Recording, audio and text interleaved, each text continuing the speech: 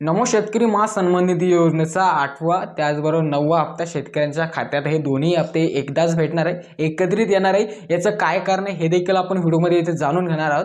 परंतु आता नुकताच जे की पीएम किसान सन्मान निधी योजनेचा 22वा हप्ता शेतकऱ्यांच्या खात्यामध्ये वितरण झाला।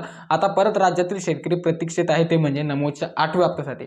आता बऱ्याच काही न्यूज अशा देखील बनले, बरेच काही व्हिडिओ असे देखील बनले की 9वा ही हप्ता याच्या सोबतच भेटणार आहे। याचं क्लॅरिफिकेशन देण्यात येऊ लागले की 9वा हप्ता कोणत्या कारणामुळे भेटणार आहे, याचे भलेबते शेतकऱ्यांना माहिती आहे, परंतु नेमकं भेटणार कधी। आता नुकतेच बोलत असताना काल परवा आपल्या राज्याचे कृषी मंत्री दत्तात्रय भरणे यांच्या माध्यमातून सांगण्यात आलं की थकीत असलेला रखडल्यात असलेला नमो शेतकरीचा हप्ता माझ्या शेतकरी राज्याच्या खात्यामध्ये आम्ही वितरण करण्याची पूर्ण कोशिश इथे करू लागले आणि याच्या संबंधीचं जे आहे की सर्व काही निधीची तरतूदही झालेली, वित्त विभागाच्या माध्यमातून सर्व काही तरतुदीला मान्यताही देण्यात आली। नेमका हप्ता पडलाय कुठे, नेमकं पेंडिंगला कशामुळे पडलाय किंवा रखडला कुठे, याचं नेमकं काय करणे थोडक्यात जाणून आहे व्हिडिओच्या माध्यमातून शेतकरी मित्रांनो। गोष्ट तरी तर मात्र क्लिअर आहे की देवेंद्रपेक्षा नरेंद्र बरा। याचं काय कारण आहे, त्यांनी त्यांचा हप्ता केंद्राच्या माध्यमातून 21 हप्ता जो आहे की टायमिंगला पूर्णतः नोव्हेंबर 2025 मध्ये वितरण केला होता।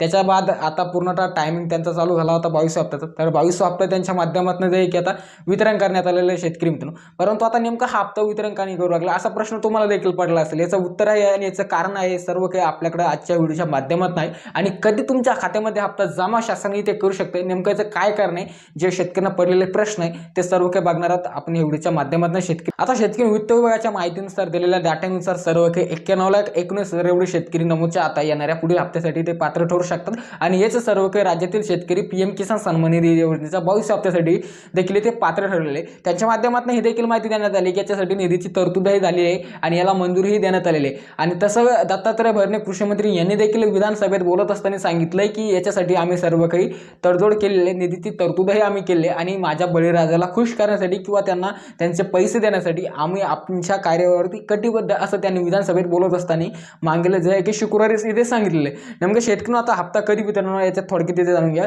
तर नक्कीच जर कधी शेतकरी आता हा निधीची वितरण करण्याची जर कधी त्यांनी प्रोसेस सुरू केली तर हप्ता वितरण हा जे की 20 मार्चच्या अगोदर शेतकऱ्यांच्या खात्यामध्ये इथे व्हायला पाहिजे किंवा शेतकऱ्यांनी जास्तीत जास्त 25 मार्च पर्यंत यांच्या माध्यमातून हप्ता इथे वितरण व्हायला पाहिजे। आता बऱ्याच काही शेतकऱ्यांनी या कमेंट केल्या होत्या की हप्ता जाऊद्या कधी पण वितरण होऊ द्या, परंतु नक्कीच शेतकऱ्यांच्या खात्यामध्ये 2000 प्लस 2000 असे 4000 रुपये दोन्ही हप्ते एकंदरीत एकदाच येणार का, तर नक्कीच शेतकरी एकदाच शेतकऱ्यांच्या खात्यात येणार। याचं कारण आहे कारण की ज्यावेळेस पीएम किसान सन्मान निधी योजनेचा 21 हप्ता वितरण झाला होता त्याबरोबर जे की 8वा हप्ता देखील नमोचं वितरण होणं साहजिक होता, तसं तिथे काही झालं नाही। आता ज्यावेळेस 22 हप्ता वितरण झाला त्याच्याबरोबर जे की नमो शेतकरीचा 9वा हप्ता इथे वितरण झाला असता किंवा जर कधी मागे हप्ता केला असता तर हे सर्व काही त्यांचं तर हे टायमिंग इथे झालं असतं, परंतु असं काही झालं नाही। तर याचंच एकमेव कारण आहे की नक्कीच शेतकऱ्यांच्या खात्यामध्ये 8 आणि प्लस 8वा आणि 9वा हप्ते दोन्ही हप्ते शेतकऱ्यांच्या खात्यामध्ये नमो शेतकरी सन्मान निधी योजनेचे एकदाच एकत्रित इथे जमा होणार आहे। शासनाच्या माध्यमातून कृषी मंत्र्यांनी सांगितलं की वित्त विभागाकडे आम्ही सर्व काही माहिती दिली, त्यांच्या माध्यमातून आता सर्व काही माहिती नेमकं यांच्या वित्त विभागाकडे रखडलेला निधी